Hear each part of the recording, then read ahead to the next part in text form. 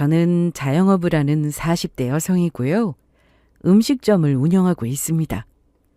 처음에는 제대로 도움받을 만한 곳도 없는 형편인지라 정말 작은 자리에서 시작하게 된 가게였는데요. 그게 지금은 규모가 제법 커져서 분점도 여러 개 가지고 있습니다.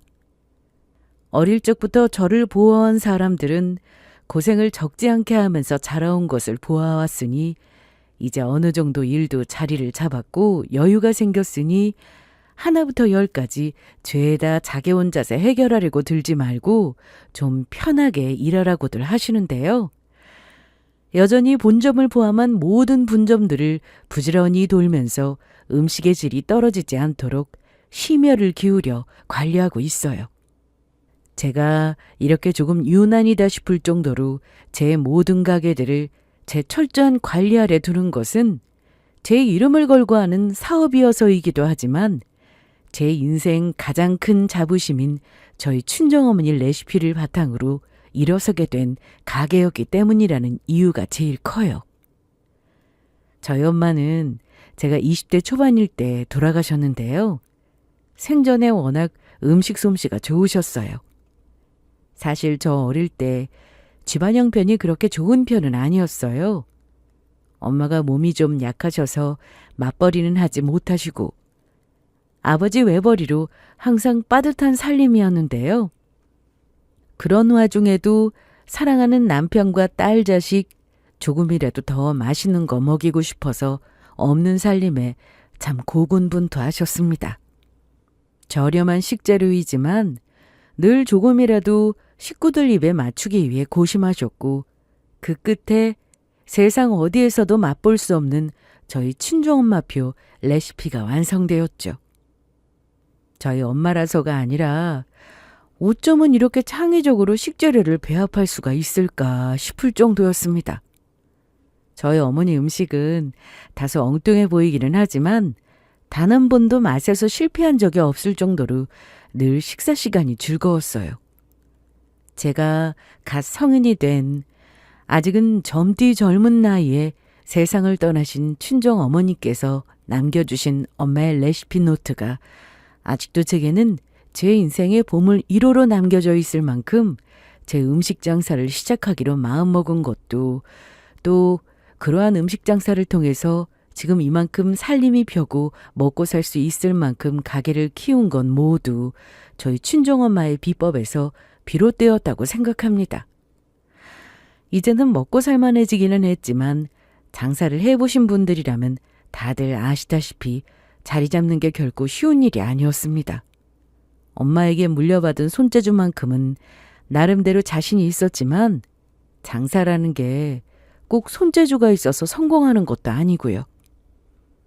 몇 군데 요식업체에서 경력을 쌓고는 20대 아직 젊은 나이에 제 명의 작은 식당을 열게 되었습니다.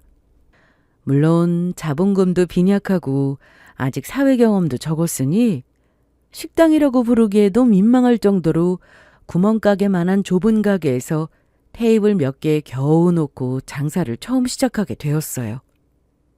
제 음식만큼은 스스로도 자부심을 가지고 있었지만 아무것도 가진 것 없이 맨 땅에 헤딩하는 거나 마찬가지로 장사를 시작하는데 참 막막하더라고요. 제가 그렇다고 해서 인맥이 좋아서 따로 손님을 끌어올릴 수 있을 만한 여력이 있는 것도 아니었으니 초반에는 제 솜씨를 알아주시는 주변 몇 안 되는 지인들이 드물게 찾아주시는 게 손님의 전부일 정도로 장사라는 게 절대로 녹록지 않다는 것을 알게 되었죠. 남의 업장에서 일하면서 나름대로 진상 손님들도 많이 겪게 되고 세상의 쓴맛을 볼 만큼은 보았다고 생각했는데 제 이름 걸고 하는 식당 꾸려나가는 것은 그것과는 차원이 다른 문제였습니다. 일단 아직 새파랗게 어린 젊은 여사장 혼자서 꾸려나가는 가게라는 걸 알고 만만하게 생각하고 무례하게 굴거나 제 음식에 트집을 잡는 사람들이 없지 않았고요. 밑반찬 하나 남기지 않을 정도로 모든 음식을 싹싹 비워놓고는 슬쩍 자기 머리카락 같은 걸 떨어뜨려 놓고는 위생이 어쩌니 트집을 잡아대며 밥값 안 내려고 진상을 떠는 추한 사람도 없지 않았고요. 에이, 또 이러신다. 딸뻘 되는 요 사장님이 이렇게 열심히 사는 거 보면 나 같으면 대견해서라도 더 팔아주고 싶겠네. 국물 한 방울 안 남기고 싹싹 비우셨으면서 괜한 트집은? 아직 손님도 많이 들지 않을 때 매출을 올리기는커녕 가게 평판만 깎아대는 저런 진상인간들을 마주할 때마다 몸도 몸이지만 마음이 참 고단하더라고요. 그럴 때마다 귀신같이 나타나서는 진상 떠는 나이 지긋한 남자 손님들을 변죽 좋게 달래서 데리고 나가고는 하던 이웃 상인이었습니다. 제 첫 식당은 주변 상권에서 가장 외진 곳에 자리 잡았던 아주 작은 가게였는데 조금만 돌아나가면 대려변에 크고 넓은 가게들이 여럿 위치하고 있었습니다. 그 중에서 인근에서 가장 장사가 제일 잘 되던 휴대전화 대리점이 있었는데 바로 그곳의 젊은 남자 사장이었어요. 상인의 모임에서 인사 나눈다고 짧게 대화 나눠본 것이 전부였는데 그 근처에서 장사하시는 분들 중에서 그나마 나이가 비슷한 젊은 사람은 저희 둘밖에 없으니 처음에는 그래서 아직 가게 사장으로서 서툰 부분이 많은 저를 도와주는 거라고 그렇게 생각을 했는데요. 날이 지날수록 이것저것 은근히 참견하면서 제가 하는 일을 도와주려고 들고 저런 식으로 젊은 여자 만만하게 생각하고 무례하고 막대먹게 구는 인간들을 마치 자기 가게라도 되는 양 쫓아주기도 하고 날이 갈수록 그게 저에 대한 관심의 표현이라는 걸 알아채지 않을 수가 없었죠. 제가 아무리 사회 경험이 저보다도 짧다 하더라도 나름대로 서비스 직종에서 일하면서 쌓아온 눈치라는 것이 있는데 아무런 관심도 없는 여자에게 자기 가게까지 비워놓고 열일 제치고 뛰어나와서 도와주려고 하는 사람이 어디 있겠어요?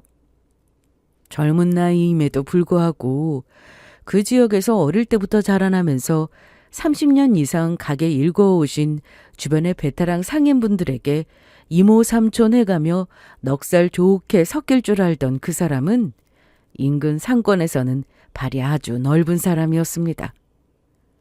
이 집이 가게는 작아도 주인장 솜씨가 보통이 아니라는 둥 호들갑을 떨어대며 단체 손님을 몇 번 데려오기도 하는 등 처음에는 가게 매출 올리는 데에도 도움을 적지 않게 받았어요. 엄마 돌아가시고 난 후에 상실감을 아직 미처 달래지 못하고 당신 마음 추스르시는 데만 해도 힘드셨을 아버지에게조차 마냥 기대기는 어려워 아픈 마음을 그 사람 통해서 많이 위안받았습니다. 그렇게 어려울 때 서로 보듬고 위로가 되어주었던 그 사람이 결국 제 남편이 되었죠. 결혼할 무렵에는 가게 처음 열었던 초창기보다는 사정이 좀 나아져서 조금 넓은 가게에 가게를 이사하기도 했습니다. 그래도 인근에서 휴대폰 대리점으로 가장 잘 나가고 있었던 남편 가게에 비하면 아직 매출이 이만큼은 되지 않았어요. 시어머니 입장에서는 그게 많이 못마땅하셨던 모양입니다. 결혼 허락받겠다고 처음에 시어머니한테 인사드리러 갈 때부터 그분이 저를 그리 예쁘게 봐주시지 않는다는 건 금방 눈치를 챘습니다. 남편이야 자기가 좋다고만 하면 우리 집은 그런데 크게 상관 안 한다며 큰 소리를 떵떵 치기는 했지만 그런 남편의 호언장담과는 다르게 처음 만나는 며느리감을 머리부터 발끝까지 훑어보며 평가하는 깐깐한 눈빛은 애초부터 제 길을 죽이고 시작하겠다는 의도가 너무 선명하게 느껴졌습니다. 아가씨 어머니가 일찍 돌아가신 걸로 알고 있는데 딸한테는 곁에 엄마가 있어주고 없고가 차이가 큰 법이거든. 저한테는 아직 아물지 않은 상처인 저희 친정어머니의 부재를 콕 집어 말하며 엄마 없는 며느리감의 부족함부터 찔러대는 시어머니였습니다. 옆에 있던 남편이야 그런 무례한 시어머니 발언에 엄마는 우리 정혜씨 어머님 일찍 돌아가신 게 정혜씨 잘못도 아니고 뭐하러 그런 쓸데없는 소리를 해? 하며 제 편을 들어주기는 했지만 이미 제 입장에서는 마음이 상한 뒤였어요. 한눈에 보기에도 며느리 될 여자가 친정엄마 없다고 무시하려고 드는 시어머니 태도가 단박에 느껴졌습니다. 우리 아들이 말이야. 워낙 사람이 좋고 주위 평판이 좋아서 가게도 그렇게 잘 되는데 그만큼 맞추기가 쉽지는 않겠지만 그래도 일륜지 대사에 어느 정도 집안끼리 수준 맞춰야 맞지 않겠어? 어차피 저나 남편이나 집안 지원 크게 기대할 수 있을 정도로 양가 집안 형편이 좋은 것도 아니었고 각자 자기 가게 내고 밥벌이를 하고 있으니 우리 수준에 맞게 결혼 준비를 하자고 이야기가 다 되어 있는 상태였습니다. 그런 남편 몰래 불러내서는 아직 젊은 며느리한테 예단 좀 더 뜯어내보겠다고 여지없이 저를 깔보는 발언을 서슴지 않은 시어머니였어요. 저라고 그런 시어머니가 처음부터 마음에 들지 않았으니 남편과 합의되지 않은 시어머니의 일방적인 이러한 요구는 단호하게 잘라냈지만 시어머니 말처럼 여전히 내 곁에 친정어머니가 건강하게 살아계셨더라면 아들 가진 유세를 저리 떠는 시어머니 태도가 지금과 같을 수 있을까 생각하니 서러운 마음이 들기도 했어요. 가뜩이나 마음에 들지 않는 며느리인데 당신 아들만큼 돈 벌지 못하는 것도 눈에 차지 않았던지 제가 하는 식당 일을 늘 밥장사라고 불러대며 무시하고 드는 시어머니였습니다. 상견례를 통해서 저희 친정아버지 만난 이후부터는 더 거리낄 것이 없어졌는지 고자세로 나오는 시어머니였지만 아무리 제가 나이가 어리다 하더라도 저와 제 가족들을 함부로 대하는 태도는 절대로 가만히 넘어가 주지 않았기 때문에 저도 그런 시어머니한테 딱히 져주거나 그러지는 않았습니다. 저희 친정아버지는 엄마 일찍 돌아가신 이후에 홀아버지 한 분 계시는 딸 자식이 어디 가서 흠이라도 잡힐까 싶어 워낙 조심스러워 하시던 분이셨습니다. 아버지의 타고난 성정 자체가 유순하고 부드러우셨던 분이기 때문에 어지간히 큰일이 있지 않고서야 남들과 다투거나 갈등 겪는 일을 좋아하지도 않으셨어요. 그런 아버지 성격에 딸내미가 친정엄마 안 계신다고 시어머니 괄시를 받고 있다는 걸 알게 되면 마음 아플 것이 분명하니 친정아버지 앞에서는 가급적 티를 내지 않으려고 조심했어요. 그러니 저희 아버지 입장에서는 어머니도 계시지 않은 부족한 당신의 딸이 어디 하나 트집이라도 잡힐까 싶어 항상 시어머니한테 깍듯하게 대하셨습니다. 원래 못된 사람들이 더 누울 자리 잘 찾아서 다리 뻗는 걸 생각하면 그런 아버지 어진 성정을 시어머니가 못 알아챘을 리가 없겠죠. 시아버지라는 사람은 가정에 별 관심도 없는 분이셔서 이런 상황에도 별 도움은 되지 못했습니다. 이렇게 시어머니라는 사람이 저 역시 별로 마음에 들지 않았음에도 이 결혼을 했던 이유는 역시 남편 때문이었어요.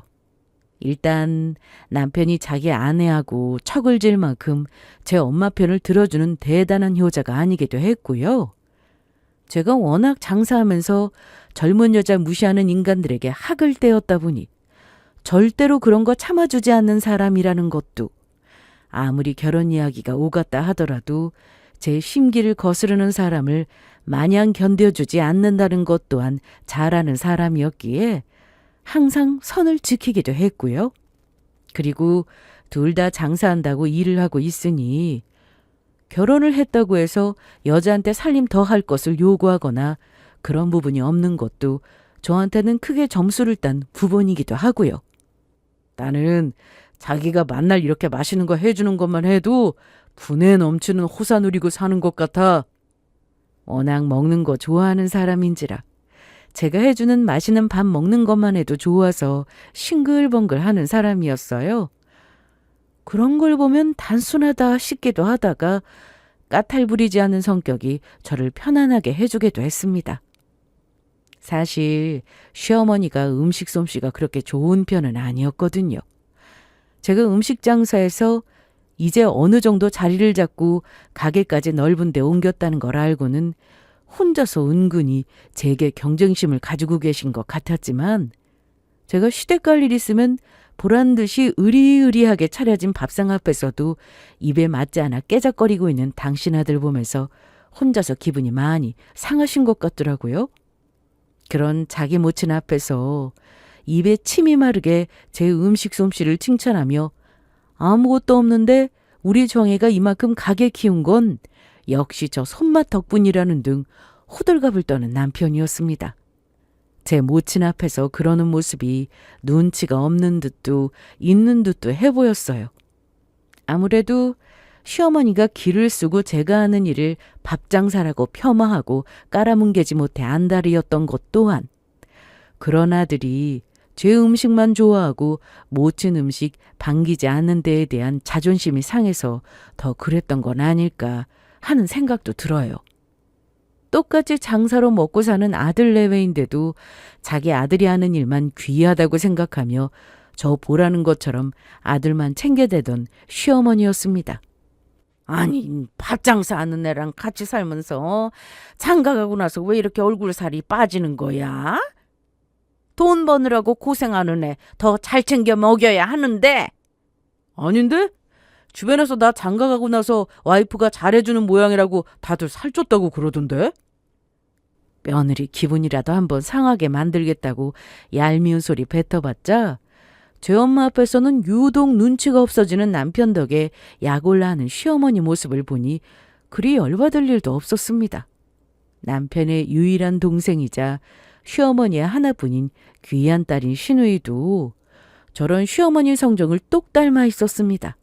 제가 아무리 기를 누르려고 들어도 시어머니 뜻대로 해주지 않으니까 옆에 얌체같이 붙어있던 시누이까지 마치 자기가 윗사람이라도 된 것처럼 저를 고깝게 보곤 했어요. 장사하는 사람 쓸데없이 괜히 길들이겠다고 오라마라 하는 거 저는 제가 하는 생업이 있으니 정말 그럴듯한 이유가 있지 않으면 응해주지 않았습니다. 명절 때도 저는 명절 당일만 양가 차례 지낸다고 하루 딱 쉬고 나머지 연휴는 항상 식당 열어서 열심히 일했어요. 저만 그런 것도 아니고 남편도 장사해야 된다고 명절 당일에만 얼굴 잠깐 비추고 말았지만 아들 그러는 건 당연하게 생각해도 며느리가 그러는 건 괘씸해서 어쩔 줄을 모르는 시어머니와 시누이였습니다. 정작 자기 본가에는 장사해야 된다고 잠깐 얼굴 비추고 나머지 연휴 내내 장사하는 데는 인맥도 중요하다는 핑계로 주인들 만나서 술 마시고 쏘다니느라 바쁜 건 당신 아들이었지만 말입니다. 저는 진짜로 한 푼이라도 더 벌어보겠다고 내 식당 열고 진땀 빼며 일하고 있었고요. 언니는 어차피 친정도 없는데 고작 하러 와서 일하는 거 엄마 기분 좀 맞춰줄 수 있는 거 아니에요? 저희 친정아버지 멀쩡하게 살아계시는데 저 친정엄마 한 분 안 계신다는 이유로 제게 친정이 없다는 막말까지 일삼는 시누이였습니다. 제 성격에 그 싸가지 없는 태도를 그냥 참아줄 리가 없었고요. 아가씨, 저도 저희 부모님 보러 가야죠. 그렇다고 제가 일을 안 하는 것도 아니고 차례 음식 다 제 손 타서 나왔는데 할 만큼 해놓고 제가 저희 아버지 얼굴 보러 가서 엄마 차례상 차리는 것까지 아가씨한테 이런 소리를 들어야 해요? 아니, 그래도 결혼한 여자니까 시댁에 있는 게 당연하죠. 아가씨는 어머님 돌아가시면 이제 친정에는 명절 때 차례도 안 올리러 올 건가 봐요? 구구절절 옳은 제 말에 분해서 얼굴이 시뻘개진 시누이였지만 고작 저런 하수는 진장 손님으로 단련된 제 눈에는 그저 우스울 따름이었어요. 쥐엄마 잘못하는 것만 보고 배워서 대바라지기만 한 시누이가 나를 만만하게 대하려고 해봤자 저한테 상대도 되지 않은 풋내기에 불과했습니다. 그리고 제가 그런 소리 참고 들어줄 만큼 제 도리에 소홀하지도 않았고요. 밥 장사한다고 그렇게 며느리 무시해대면서도 당신 아들이 제 음식만 찾으니 차례 음식하는 것도 결혼 이후로는 당연히 며느리 몫으로 떠밀어버린 시어머니였습니다. 솜씨 없는 제 부인보다야 며느리 음식이 입에 맞으니 며느리 혼자 고생하는 거 알면서도 별말 없는 시아버지도 남 같았습니다. 저야 내 할 도리는 하고 해줄 것 해주고 시가에 눈치 볼 일 없는 게 낫다는 생각으로 명절 당일 하루 쉬는데도 그 음식 제가 다 준비했고요. 자기 엄마 닮아서 음식 솜씨라고는 쥐똥만큼도 없는 시누이가 얄밉게 제 엄마 옆에 붙어서 이것저것 훈수를 두려 해도 쥐뿔 아는 것도 없는 건 말 정도야 가볍게 무시해버렸습니다. 뭐 하나 잘난 거 없어서 그럴 주제도 되지 못하면서 아들 가진 요새는 더럽게 떨어대는 시어머니나 그 옆에 복사판이나 다름없는 시누이 눈치 볼 것이야 제 입장에선 하나도 없었죠. 더군다나 남편과 결혼한 이후로 제가 아는 식당 장사가 점점 피기 시작하더니 급기야는 제가 남편의 수입을 넘어서기 시작했습니다. 결혼하면서 새로 연 저희 가게 음식이 젊은 친구들 사이에서 사진 찍기 좋은 독특한 별식으로 입소문을 타기 시작한 거예요. 요새 친구들 워낙 음식 맛뿐만이 아니라 SNS 같은 곳에 그럴싸하게 올릴 수 있는 예쁜 음식들 찾아다니기도 참 좋아하잖아요. 저희 친정엄마께서 생전에 아무리 좋은 음식이라도 먹음직하게 정성스레 담아내지 않으면 맛이 훨씬 떨어지는 법이라고 귀안 붙게 대접을 할 때는 모양새에도 항상 신경을 써야 한다고 입버릇처럼 말씀하시곤 했습니다. 그래서 음식을 하느라 바쁜 와중에도 항상 보기 좋은 떡이 먹기도 좋은 법이라는 엄마 말씀을 상기하며 담음새에도 신경을 쓰고는 했는데 그게 젊은 친구들 니즈에 딱 맞아 떨어졌던 거예요. 아무래도 당시 제 식당이 번화가에 자리한 곳은 아니다 보니 원래 주요한 손님들이 그렇게 어린 친구들이 많지는 않았는데 언제부턴가 어린 소녀 손님들이 옹기종기 모여서 찾아오길래 물어봤더니 저희 가게 음식 사진들이 인터넷에 꽤 올라와 있더라고요. 저도 그렇게 해서 뒤늦게 알게 되었고 이왕 이렇게 된 김에 내 음식을 소중히 여겨주는 어린 친구들에게 제대로 한번 어필해보자 싶어서 전문적으로 홍보해 주시는 곳에 의뢰를 하기도 하는 등 과감하게 투자도 하기 시작했습니다. 그 덕분에 점점 손님이 늘어나기 시작한 것이 이제는 가게 내 손님 수용이 안 될 정도여서 가게 앞에 길게 손님줄이 늘어서게 될 지경이었어요. 그 당시만 하더라도 아직 식당이 대규모 손님을 받을 수 있을 정도로 매장이 넓은 편은 아니어서 당황스러웠는데 그럼에도 불구하고 줄까지 서서 오랜 시간 기다려주신 손님분들 덕분에 입소문이 더 널리 퍼지게 되었죠. 아무래도 매일같이 가게 앞에 손님들이 길게 줄을 늘어서 있으면 저희 가게에 대한 정보가 전혀 없는 분들이 우연히 지나가다 보시기에도 저 가게는 뭘 그렇게 잘하길래 저렇게 손님들이 모여있나 호기심이 생기기 마련이잖아요. 그렇게 점점 더 손님들이 늘어가게 되니 저 혼자서는 도저히 감당이 되지 않을 정도가 되어서 식당 장사 시작한 이후로 처음으로 직원도 뽑게 되었습니다. 제 가게 잘 되는 걸 보고 당연히 남편은 크게 기뻐했어요. 내가 그랬지? 당신 손맛은 반드시 빛을 보게 되어 있다니까. 몰라서 못 먹으러 오는 거지 한번 맛보면 절대로 단골이 되지 않을 수가 없다고. 제 음식에 열렬한 팬이기도 했던 그 사람이 제 일처럼 신나서 하는 말에 저도 일이 그렇게 많아져도 힘든 줄도 모르고 열심히 일했습니다. 내 엄마에게서 이어져 내려온 제 인생의 가장 큰 자부심인 제 음식을 사랑해주는 것만 해도 기쁘기 그지없는 일인데 그로 인해 살림이 점점 피는 것을 보니 정말 행복했어요. 결국에는 지금 꾸려나가는 가게로는 운영이 힘들겠다는 판단이 서서 가게도 더 큰 자리로 이사를 하게 되었는데 그게 지금의 본점 자리입니다. 뒤늦게 제 식당 장사가 잘 되기 시작한 걸 알게 되고 또 제가 그 덕에 목 좋은 너른 자리에 가게 옮긴 걸 보고는 며느리 잘된 데에 대한 노골적인 시어머니의 시기의 눈빛이 따라왔습니다. 어차피 제가 제 인생에서 그렇게 중요하게 생각하는 사람은 아니니 어떻게 생각하든 크게 신경 쓸 것 아니라 생각했지만 속으로는 기가 막혔어요. 아무리 며느리가 딱히 마음에 들지 않는다 하더라도 며느리 돈 잘 벌면 결국 그 덕은 당신 아들도 같이 보는 건데 뭐가 저렇게 안 이꾸어서 못 떼어먹게 심술을 부려대는 건지.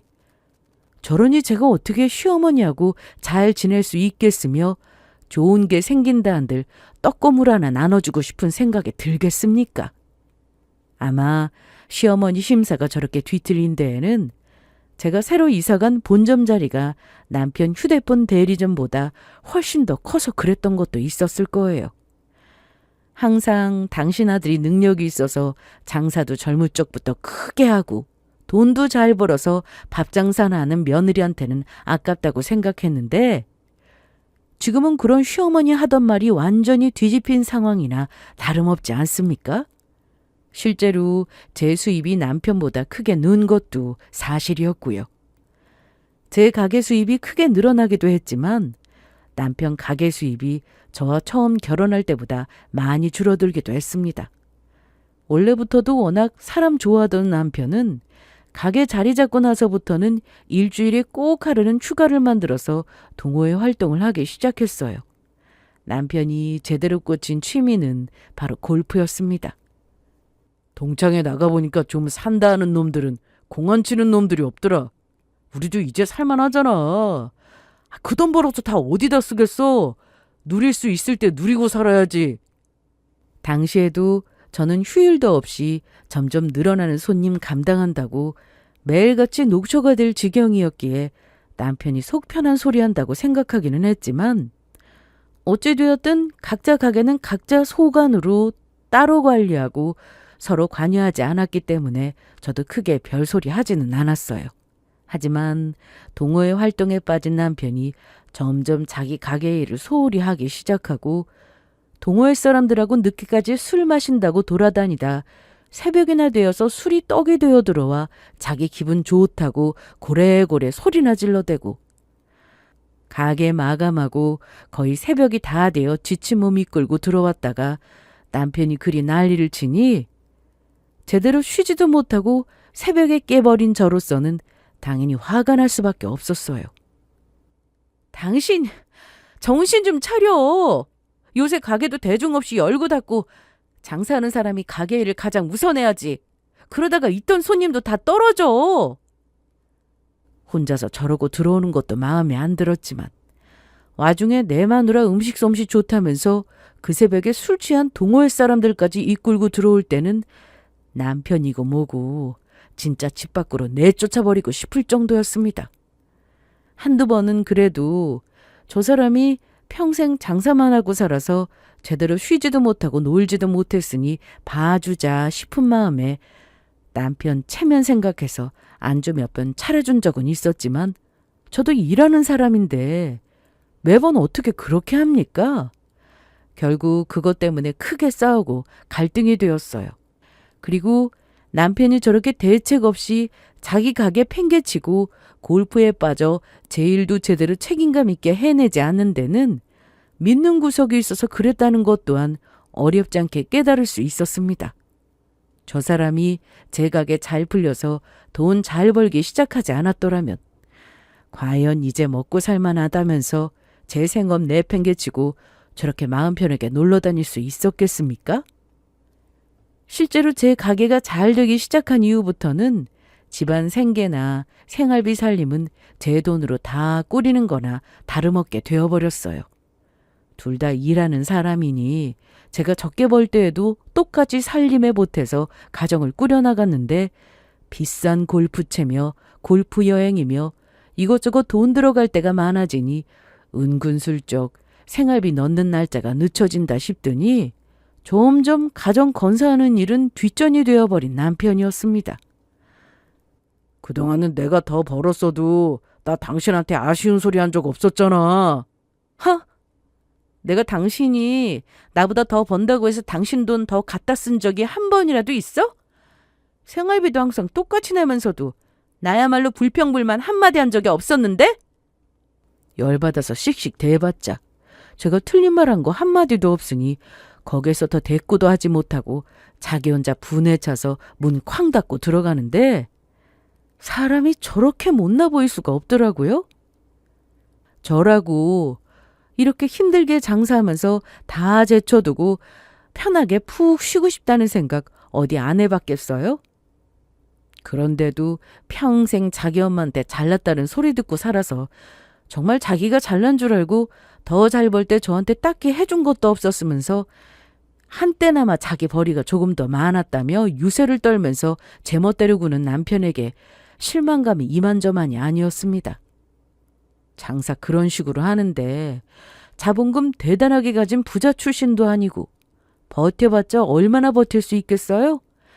게다가 요새는 굳이 휴대폰 대리점을 통하지 않아도 인터넷으로 스스로 휴대폰 구하는 것도 그렇게 어려운 시대는 아니지 않습니까? 이럴 때일수록 더 정신 바짝 차리고 손님 잃지 않도록 가게 일에 집중을 해도 모자랄 판에 그렇게 다른데 한눈 팔고 가게 일에 소홀히 했으니 가게 꼴이 잘 돌아가는 게 더 이상할 일이죠. 결국 손님이 줄기 시작하더니 이제는 있던 직원들 정리해서 내보내야 할 정도로 사정이 안 좋아지기 시작했어요. 제 가게 장사가 잘 되기 시작해서 지금의 본점으로 이사를 하고 본점을 내야 하지 않겠냐는 이야기가 나와서 진지하게 고려하던 시점이었으니까 완전히 입장이 달라지게 된 상황이었죠. 처음에는 자기 자존심 내세우면서 자기 말이 맞다고 빡빡 우기던 남편이었지만 제 눈으로 보기에도 자기 가게로 들어가는 손님은 날이 갈수록 줄어들어 파리만 날리는데 제 식당은 손님이 넘치다 못해 미어터질 판이니 금세 위기의식이 들었을 겁니다. 당신 말이야. 당신이 음식은 잘해도 그렇게 큰 숫자 오가는데 꼼꼼하게 관리할 수 있을 만큼 돈을 많이 만져본 건 아니잖아? 그래서 말인데 당신 가게 규모도 이제 커졌고 분점 얘기도 나오는 판에 제대로 회계보는 사람이 일을 봐야 하지 않겠어? 제 식당 자기 가게만큼 잘 나가지 않을 때는 장부 쓰는 방법 알려달라 그래도 귀찮은 티를 내면서 공치러 가기 바빴던 사람이었습니다. 그러다가 이제 별 수익도 없는 자기 가게는 텄다 싶으니까 내 식당 일 도와주겠다는 그럴싸한 핑계를 대면서 은근히 숟가락을 얹으려 들기 시작한 겁니다. 이제 와서 제 코가 석자가 되니 제 가게에서 마누라 보면서 편하게 살려고 드는 남편 심보가 참 괘씸하게 느껴졌습니다. 저 사람 집안에서 항상 저 무시하면서 하던 말 있잖아요. 그거 그대로 돌려주었어요. 당신 어머니 뒤로 넘어가는 꼴 볼 일이 있어? 뭐? 처음에나 눈치 없이 제밥 맛있다며 시어머니 무안을 주었지. 그 이후로는 장사하는 며느리 그렇게 끈질기게 귀찮게 굴고 당신 아들한테 아깝다며 심통이나 부리던 제 모친과 저 사이에서 처신 하나 제대로 하지 못했던 남편이었습니다. 오히려 은근히 며느리 기죽이고 당신 아들 기 세워주려는 그 말에 동조하는 거 제가 모를 리가 없지 않겠습니까? 아들이 며느리 밑에서 이깟 밥 장사하는 거나 거두는 거 알면 당신 어머니 거품 물고 뒤로 넘어가. 아들이 돼서 그 꼴을 만들 생각이야? 아니, 그게 아니라. 그러니까 지 엄마가 친정엄마 일찍 잃은 것을 가여하기는커녕 그걸 무기 삼아 제 마누라 아픈데 찔릴 때 든든하게 막아주는 남편이었더라면 제가 이렇게까지 했겠어요? 어림도 없다는 태도로 은근히 그 인간 속 긁으면서 칼같이 제 가게에 숟가락 얹으려는 거 차단을 하자 당황하면서도 뜻대로 돌아가지 않는 상황에 불만이 가득해 보이는 남편이었습니다. 그 집 식구들이 살살 제 눈치나 보기 시작한 것도 비슷한 시기였습니다. 그도 그럴 것이 집안에 대형 사고가 하나 터졌거든요. 너 제정신이야?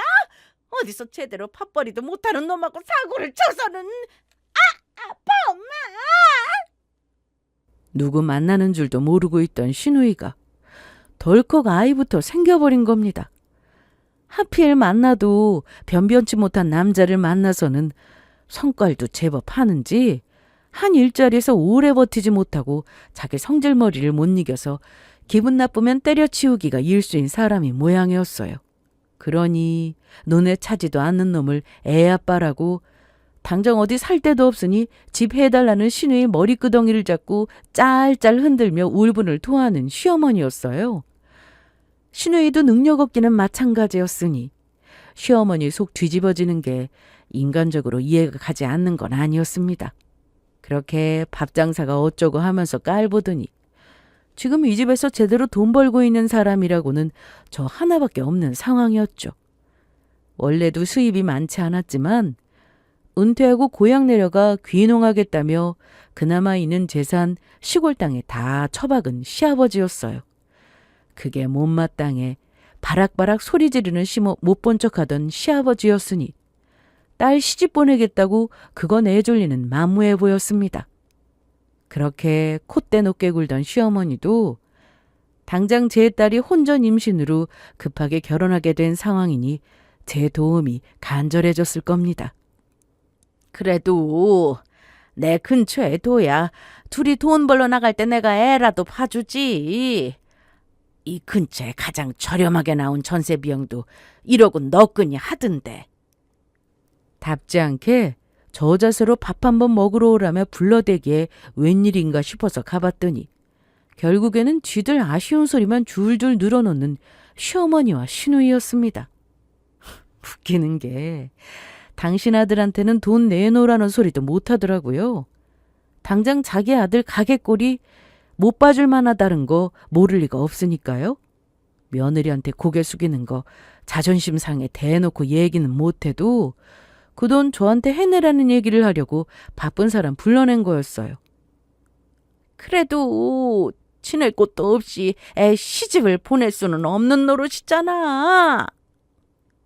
모녀가 살살 웃으면서 내 돈 턱 내놓길 바란다 한들 내내 저 우습게 생각하고 제가 하는 일 한심하가 생각해온 돈 한 푼 제대로 못 버는 모녀한테 그 큰 돈 덥석 내줄 생각 조금도 없는 저였습니다. 어머니, 먹고 산다고 바쁜 사람 오라가라 하는 것도 이제 적당히 하세요. 결국 어머니랑 아가씨 아쉬워서 부른 거 아니에요? 돈 1억이 무슨 장난도 아니고. 뭐야? 아가씨가 한두 살 먹은 어린애도 아니고 다 큰 성인인데 자기 앞가림 정도야 알아서 해야죠. 그럼 저는 먼저 일어나겠습니다. 야, 너 거기 안 서? 결국 그 성질머리 오래 숨기지도 못하고 발끈해서 소리 바락바락 질러봤자 쥐들이 뭐 어쩌겠습니까? 그러게 평소에 잘했어야죠. 그 정도 알아듣게 말을 했으면 자기들끼리 알아서 하겠거니 신경 끄고 있었는데 염치를 모르는 사람은 한 가지만 하지 않더라고요. 아무리 생각해도 자기들이 불러내서 돈을 해달라고 윽박지르든 애원을 하든 통할 것 같지 않자 이번에는 제 사회적 체면을 짓밟을 모양이었습니다. 김정혜 나와! 김정혜 당장 안 나와? 한창 식당 잘 되는 시간에 손님들 북적북적하게 앉아있는 한가운데서 무식하게 제 이름을 부르짖으며 행패를 부리기 시작한 시모였어요. 지금 뭐 하시는 거예요? 손님들 다 계시는데. 저한테 무슨 돈 맡겨놨어요? 영업장에서 계속 소란 피우면 정말 내쫓는 수가 있어요? 내쫓긴 누굴 내쫓아? 니까짓게 감히? 그러더니 이 미친 여자가 손님들 다 계시는 데에서 제 뺨을 내리쳤습니다. 너 네가 잘나서 이 식당 지금 이렇게 잘 되는 줄 알아? 이거 다 내 아들 덕이야. 내 아들이 지 마누라 가게 옮긴다고 가진 돈 빼서 보태주지 않았으면 네가 지금 이 호강을 어떻게 누려? 입을 열 때마다 이해할 수 없는 개소리가 줄줄 쏟아져 나왔습니다.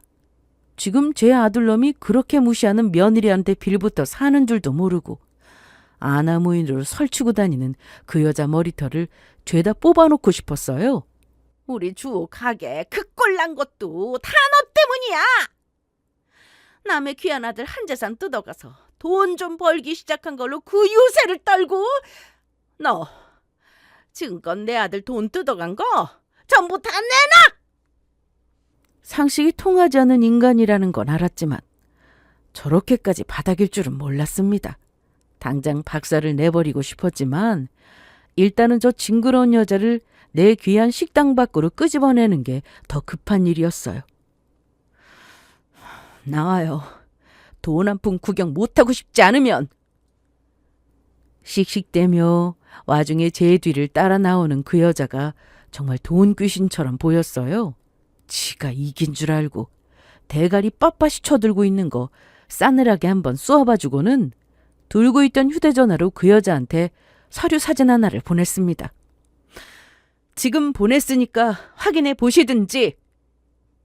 의기양양한 태도로 제 휴대폰을 쳐들어 확인한 그 여자 낯빛에서 점점 미소가 사라졌습니다. 이윽고 비명 같은 소리가 터져나왔어요. 너 이게 뭐야? 이혼이라니? 거금 1억 찍힌 이체 문자를 받은 줄 알고 좋아하던 시모한테 보내진 것은 남편 놈에게 보낼 이혼 소송장 4번이었습니다. 당시 무능력한 남편과의 갈등은 극에 치달은 상태였어요. 제가 제 가게에 받아주지 않겠다고 한 이유로 꼴에 자존심이 상했던지 평소보다도 더 막 나가던 놈 집에 기어들어오지 말라고 현관문 비밀번호를 바꿔버리고 이혼을 통보한 저였습니다. 여보, 내가 잘못했어. 제발 문 좀 열어줘. 뒤늦게 결국 제 성질을 제대로 건드린 걸 안 놈이 빌어봤자 이미 버스 떠났어요. 한번 마음먹은 건 절대 번복하지 않는 저였습니다. 어차피 생활비 안 된 지도 한참이라 이혼해봤자 놈이 위자료로 넘길 수 있는 건 이 집 보증금 나눠 넣은 것이 전부이니 겁먹을 것도 없었습니다. 제가 너랑은 끝이라 통보했는데도 제 주제에 저만큼 버는 여자 만날 일 2번 다시 없는 거 아니 비는 놈이었어요. 자기 부모님 아시면 쓸어주신다고 제발 며칠만 말미를 달라고 시간을 끌고 있었지만 이혼은 정해진 결말이었습니다. 그 사실을 까맣게 모르는 제 어미 앞에서는 제 가게 한 푼 보탠 거 없는 놈이 제 가게 성공에 자기 지분이 있다느니 허풍을 떤 모양인데 지 아들 말 한마디 믿고 감히 내 가게까지 쳐들어와 난장을 쳐놓은 저 미친 여자를 봐줄 생각은 손톱만큼도 없었어요. 전적으로 제 이혼에 유리한 정황으로 작성된 이혼 소장 뒤에는 남편의 낭비벽과 무능을 증명하는 서류들이 줄줄이 첨부되어 있었습니다. 가정경제에 조금도 도움이 안 되고 기생충처럼 마누라가 번 돈이나 가져다 쓰고 밖에 나가 흥청망청 유흥으로 번 돈 다 까먹은 정황이 아주 적나라했습니다. 눈깔이 달렸으면 보라지. 거기 유책 사유에 내 잘못이 어디 하나라도 있는지. 아드님이 무능력해서 그렇게 무시하던 밥장사나 하던 며느리한테 이혼당한다는 소리는 안 했나 봐? 뭐? 딸년 혼수 1억을 내나? 내 엄마가 물려주신 재주로 피땀 흘려 번 내 귀한 돈을 내가 미쳤다고 당신 딸년한테 해다 바쳐? 당신 멍청한 아들놈한테 지금껏 뜯긴 것도 열불이 터져 죽겠는데? 이럴 리가. 분명히 우리 주호가 자기도 이 식당 지분이 있다고 그 입 못 닥쳐? 누가 누구 덕을 봐. 어디서 거머리 같은 걸 낳아서는 능력 있는 마누라 피나 빨아 기생한 벌레나 내놓은 주제. 그깟 놈 보내놓고 생색은 더럽게 냈지. 데려가.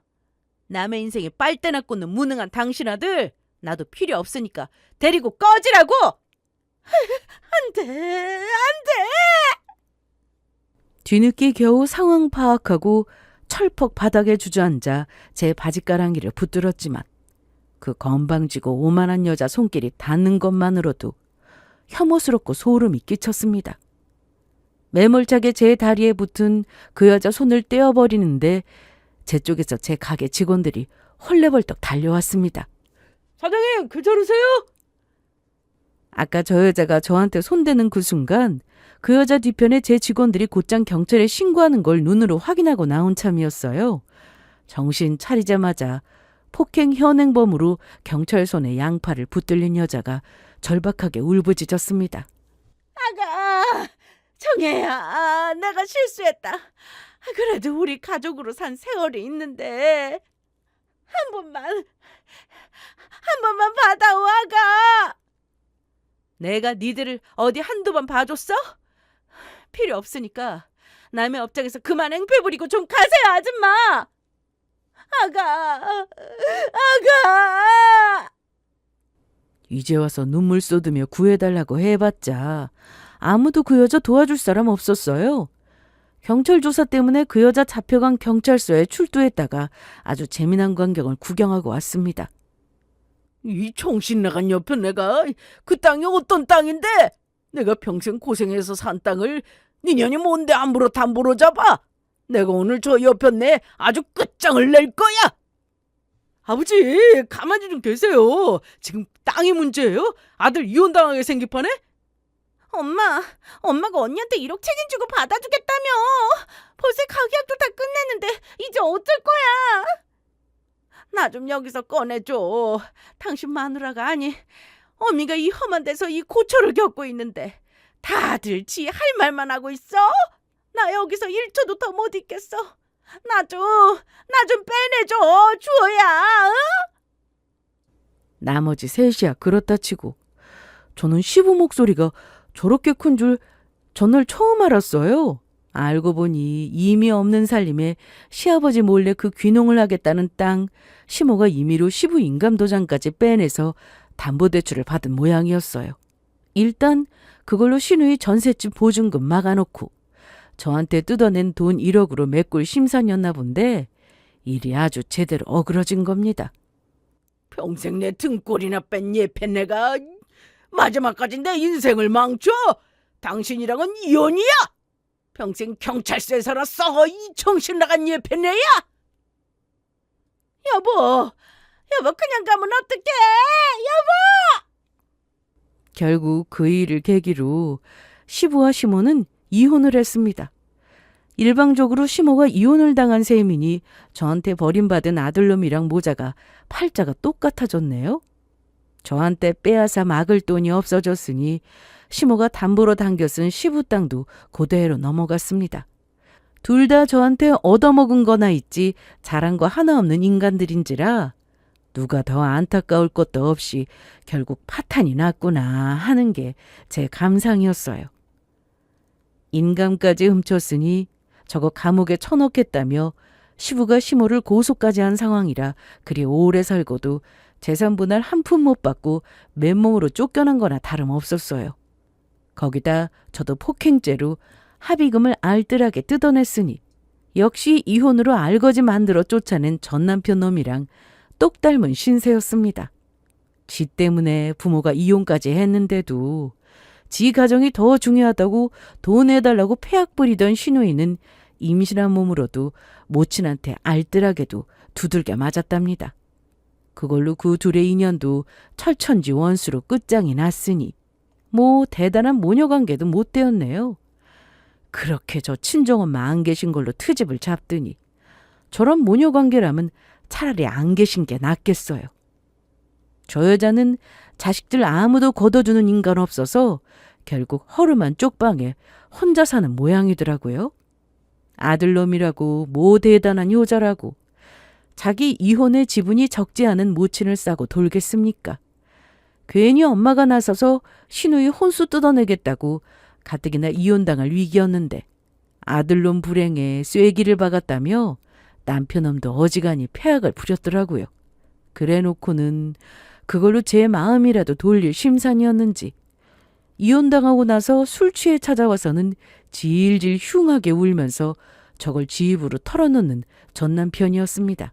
역시 이혼은 100번 생각해도 100번 다 잘한 일입니다. 사람이 기운이라는 게 있다잖아요.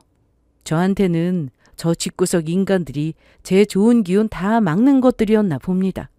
이혼하고 나서 본격적으로 분점도 여러 곳 문을 열었고 감사히도 여전히 애정을 가지고 찾아주시는 손님들이 많으셔서 바쁘지만 기운나는 하루하루를 보내고 있습니다. 얼마 전에는 집도 더 큰 곳으로 옮기고 근처에 저희 친정아버지 집도 새로 구해드려서 자주 오가고 있어요. 생전 저희 엄마의 꿈이었던 엄마의 레시피가 담긴 음식 좋아해 주시는 분이 가득한 저희 식당을 보시면 엄마도 분명 행복해 하시리라 믿습니다. 앞으로도 따뜻한 밥 한 그릇의 소중함을 잊지 않고 진심을 담아 식당 운영하며 잘 지내겠습니다. 들어주신 분들 모두 감사드립니다.